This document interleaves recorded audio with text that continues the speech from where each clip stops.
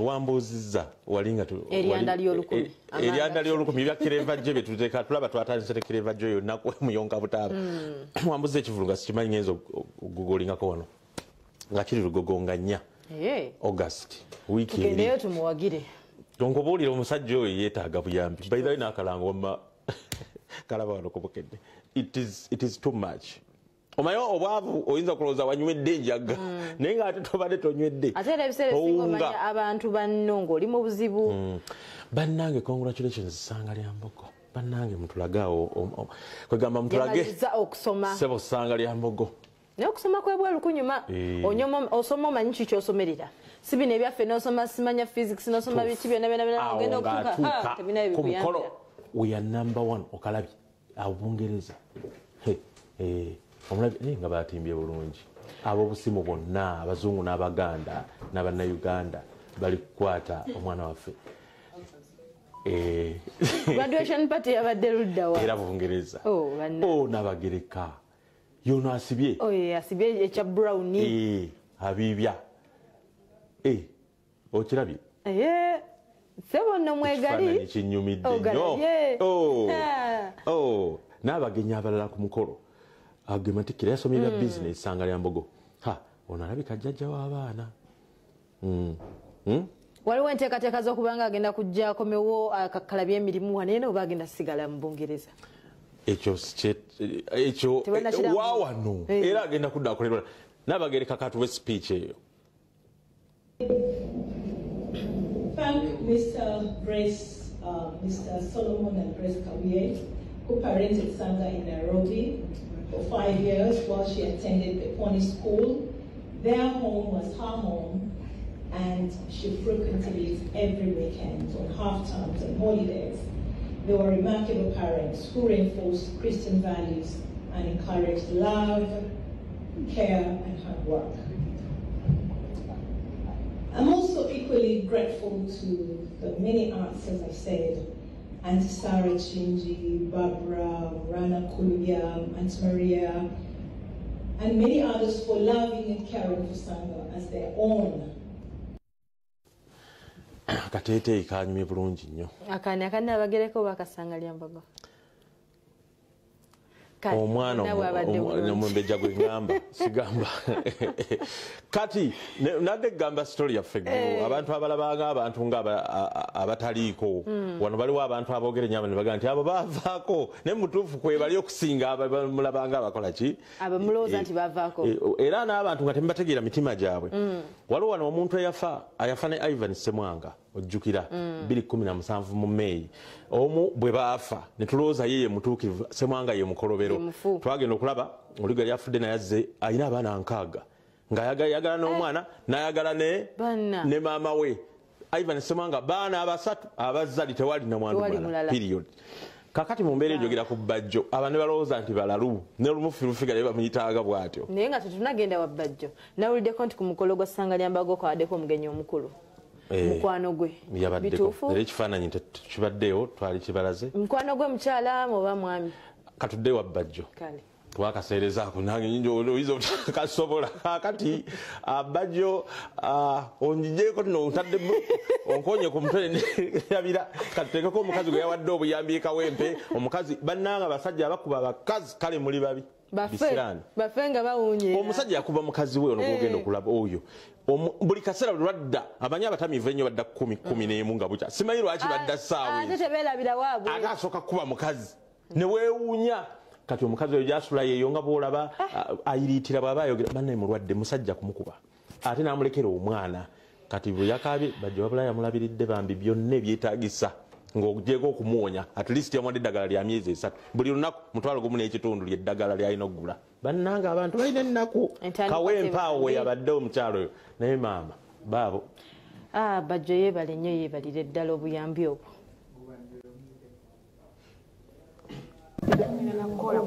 gwe nganga kwa nkolera omwana wange ono nga ne mama batukoba tumutira yantugunya nga akuba arusowa bwe nembe n'omwana nga ntoba naye nga nkola kunyinga ne mukazi mukozi nga kubira natana cyangu nga apenga tabimi nze kwatuka kanali ngenda kukola nga ne pas kumasa musabu gwe kiro nyumba nesula mu takisi nembala nga wonya nenkola nesula ku kkubo mpaka nafuna akasente akapangisa ennyumba obwadde bwankwata nga nana ndiko okussa kwali kumaca nga ngera kuba 12 ogenda kukola ndiko okussa nnyo ndiko kukola nengamba nengangula kwa upanado ngamanyi obulwadde bwono bwabujjo nengangula ku upanado ngenda okutuuka ngagambagana magande gakyakola nga meze mwezi mulama nga tebikyakola nga nsawu sikyafuluma n'okutamba sikyasobola kati ngenda ogera mutwalya nga bagamba twataga sikani nga sinawadde kikumi obulwadde bw'amawugo w'okuusa n'omwana wange tasoma mbeera awo mama siyamba yali antulugunya nze ku kyapa nga tubeera simanyi yabula n'okuba simanyi kyabeera ye Emma bali bamwita Ebuneri kati gwani amanyi ndeshapya nantonga n'emyaka emi nabiri mupanga akati ze mbadde ndesa bwene ogambe ennyumba yabasente mmeka ennyumba akasoka nku emyezi ena gy'ennyumba ziba zimeka seeku y'emyezi ena kubasooka osifuna okusula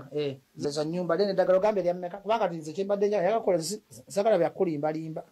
omwana alina okusoma kati ekikulu ngenda kufa ku mwana gwe tokyasobola kukola kati sooka ofuna ennyumba emyezi ena then eddagala lya mmeka erikubeezaawo ebbanga eppanvu kati gumu kitundu okumala emyezi 3 zesente mmeka seeguya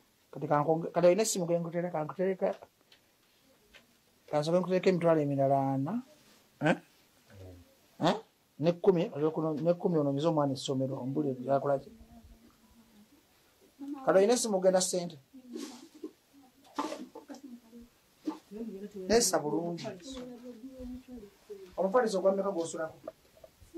ati gwa mmeka omufaliso bangamba ali 22 gwa buli alayisi bagulira ebbeeyi naawe anti nagamba wali nalamuzako ne bangamba 22 kigenda safuna omufaliso yinkinya nemusulako n'omwana nze gwobapateze gwensulako nalamuzako then somena bankutereka emitwalo 4 ez'eddagala abantu balina naye tebayamba gw'olina nnyo kiki si ali nange nyine neetaaga buyambi naye embeera eri mu Uganda seeguya esusse bannabyabufuzi teryafa ku bannaku bwe bati osanze omukazi asola ku seminti nebisuko birabye ayina akaana ke kasomba ebicupa ke kamulabirira maama anaatera okufa ne ku kyalo kunyida tulaba abasajja abagaga tebasobola kubaako kuyamba omutima ogwo guyamba bannayuganda gwalaga wali sebuyedda wasanga omwana wo nga mulinako obuyinza nga asobola omukuba emiggo nga musanze mu kulugundo kubanga edda twalinanga kalica nga omwana wo aba wange ng'obukizibu ekituuseewo kiba kyane ennaku zino kalica yonna efudde bannayuganda muganya okuyamba abantu okuviirako ddala ku bannabyabufuzi abalina essuubi omukazi oyo anoonya omutwalo gumu kitundu okufuna empiko okutaasa obulamu talina waagujja nange bajjagaba obuyambi neetaaga buyambi nange abantu gwe beegomba neetaaga buyambi naye ate okuyamba guba ndi profesa wababonaabona omuntu aba anyigirizibwa mubeererawo abantu bajja kufa pressure wakutuke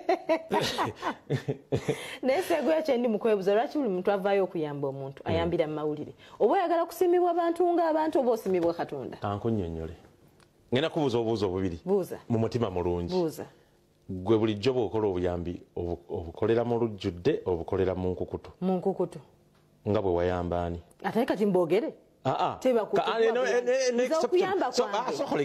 wabuuzizza eno exception ne mu mawulire balina kye batugana toteekako bifaananyi bibi bwemula naye bwe kiba muli redeeming value nti obulwadde bwakutta awantu wotalina kulaga ku TV naye ng'ate olina olaga abantu nti wano beegendereze era oteekawo kati olwaliro kiri exception nga ggwe bwe wayamba ani mu nkukutu sigenda kubamenya naye kamukawedde ekyokubiri Yesu Kristo bwe yajja ku nsi otunonola ye muntu atayagala kipopularity Yesu Kristo naye yalina abawandiisi bali abayigirizwa be 12 bamatayo baani ba Petero bonna abawandiika eddiini nti yatambula bwati okuleka omukululo n'ekyokubiri okulaga abantu nti naawe osobola okuyamba kati gw'oyagala kugamba omuntu bw'aba ayagala obuyambi ntumuteeka ku TV tuleke muteekako kubanga ate abamulabisa bw'oteekako ku TV nti bayambye omuntu n'oli n'agamba nti yes ye bali kutuyamba n'omulala ajja kujja ayambe gw'olabika tofunanga ku bizibu kati wumulemu naye nga navyo naye ayina ensonga ze yavudde mu America United States akulikenze buli aveeyo mukulisaayo tewaviika kati tuve mu kuwumulamu ekyenkya kikutuusiddwako wanula app ya Airtel TV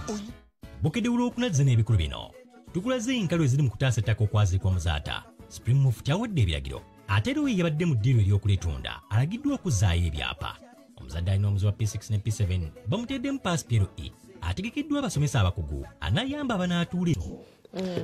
Omulabi ono akuweereza message. Naffe abalabi ba Bukedde TV tuba twagala okumanya ab'okuwa obuyambi. Kyovula omuntu agabira mu kamera yeeyise Stanley.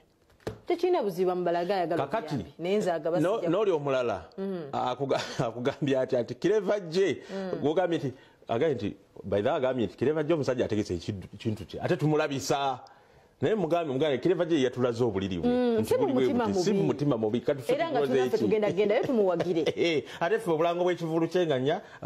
ne alien skin fe tukiranga wano so omusajja si fe twamukase ye tugezaako kubalaga embeera mwali nawe kikulume ku mutima ogambe nti kangende mbererewo omuntu yono nno Musa ali ne Bruno Betty waffe ekivulu kya ekivulu enkya